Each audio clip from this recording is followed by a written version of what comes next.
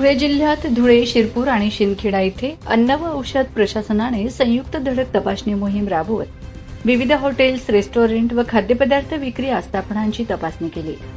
या कारवाई दरम्यान एकूण 7 अन्न नमुने तपासणीसाठी घेण्यात आले असून विनापरवाना व्यवसाय करणाऱ्या एका आस्थापनेवर तात्काळ बंदीची कारवाई करण्यात आली आहे। धुळे शहरातील फॉरएव्हर वेलनेस केमिस्ट, मधुर संकुल, दत्त मंदिर देवपूर, गर्ग एंटरप्राइजेस मालेगाव रोड आणि hotel silver spoon Sakri road या आस्थापनांची तपासणी करण्यात आली। यावेळी paneer, refined soybean oil, dairy milk, मिल्कनीस आणि dairy milk fruit and nut या 4 अन्नपदार्थांचे नमुने प्रयोगशाळा तपासणीसाठी घेण्यात आले।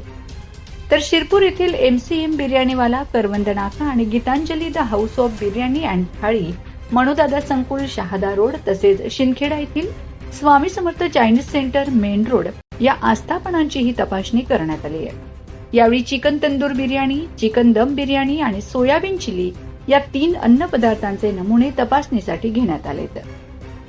तपासणी दरम्यान शिंदखेडा येथील स्वामी समर्थ चायनीज सेंटर हे वैध अन्न परवान्याशिवाय व्यवसाय करत असल्याचे निदर्शनास आले। त्यामुळे संबंधित आस्थापनेला नोटीस बजावून वैध अन्न परवाना मिळेपर्यंत व्यवसाय तात्काळ बंद ठेवण्याचे आदेश देण्यात आले। याशिवाय धुळे शहरातील मेन पोस्ट कार्यालयासमोरील तसेच अग्रसेन चौकातील फास्ट फूड आस्थापनांचीही तपासणी करण्यात आली।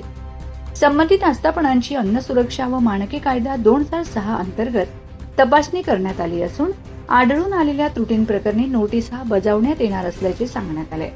विनापरवाना अन्न पदार्थांचे उत्पादन व विक्री तसेच अन्न सुरक्षा व मानके कायदा 2006 मधील तरतुदींचे उल्लंघन झाल्याने संबंधित आस्थापनेवर तात्काळ बंदीची कारवाई करण्यात आली।